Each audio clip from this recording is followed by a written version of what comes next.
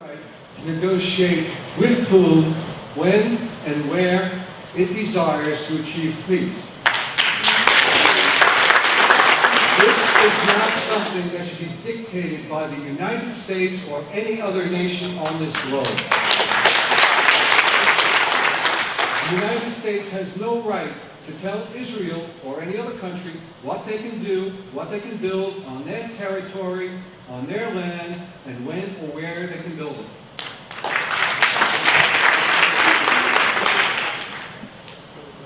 It's beautiful that Representative McCarthy has signed such wonderful things in favor of Israel. But the question is, how many of those things actually pass? We know how this political game is played in Washington, where they'll sign a thing and then they know it's not going to pass, so it's a meaningless gesture. How many meaningless gestures like that have we seen over the years on the whole Israeli subject? Now let's go a bit further. This administration has been, many people say they're just naive. They don't understand. They have systematically abused our allies, not just Israel, but others. They throw them under the bus with regularity. Look at what happened to Poland and the Czech Republic, who are going to mount an anti-missile system to protect against Iranian missiles.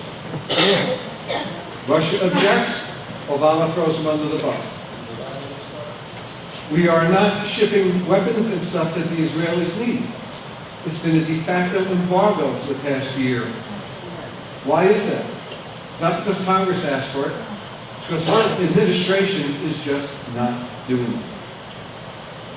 So keep this in mind. When you elect a new Congress in November, it is not just to change domestic policy here in the United States. It is also to protect our allies and our friends around this world. Because one thing I have learned is that you do not throw your allies under the bus. And that is something they have done consistently.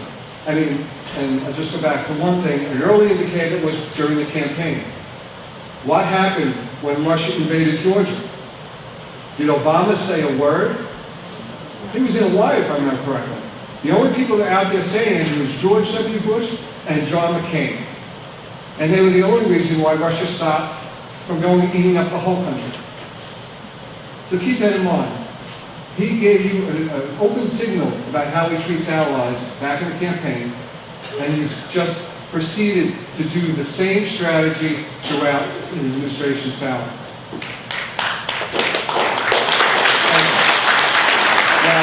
I think I'm a little short on the speech part, so anyone who wants to ask questions, you got an extra one or two, I'll answer those as well.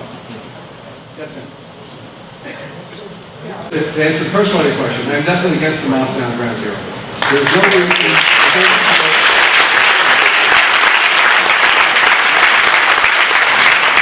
There is no reason to build a victory memorial for the folks that attacked us on that day. Too many of us lost friends, family, everything there, to an ideology that is murderous and has no mercy or compassion for human beings. And to have that ideology celebrate its victory by building a memorial, if you will, within sight virtually of ground zero is an affront to America. And it's something that I certainly hope never to see. And I am very disappointed in some politicians like Mayor Bloomberg who call us who are out there demonstrating it is exactly the Americans that are out there protesting about it. Thank you. Mr. Siller, what's your thoughts on that? The treaty agenda discussion is a new start 2, I think it's called, or whatever, with the Soviet Union. Right. It's the Obama administration. It's the kumbaya of nuclear treaties. It's where the United States is going to reduce its nuclear arsenal, while Russia actually has to reduce nothing. Right. I mean, and encompassing that are inspections of our facilities, our nuclear facilities, all of them, for nothing in return. we basically threw away a large part of our return for nothing. Now, the good part about it is, it has been passed. It still has to have Senate approval. And a little luck, it will get to the Senate before my buddy Gary gets there, and I don't think Gary's going to let it pass at all. So hopefully it'll die a very quiet death. But just the fact that this administration, like I said, they'll throw our allies under the bus, and they'll try to strip the United States of its power and its deterrence. And it's an administration that has to come to an end in 2012. And I hope all of you.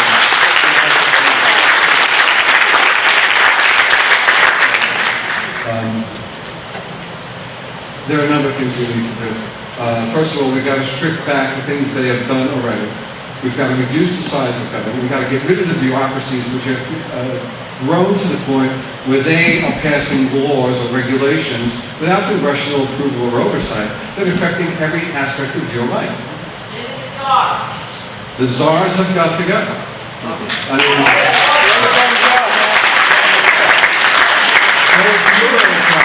The Department of Education, which has never educated a single person in the United States, and only serves to make education more difficult and increase our taxes because they have all these unfunded mandates that the school systems have to comply with. More reporting requirements, more administration that raises your taxes and doesn't do a darn thing for education. Read the bill. Read the bill is right. Read the page number of the bill. I mean, the pages of the bill. Bills should be a short number of pages. I mean, I think Gary has said that on the high end 10 pages. And I love that idea because I don't want to read 2,000-page bills. This is ridiculous.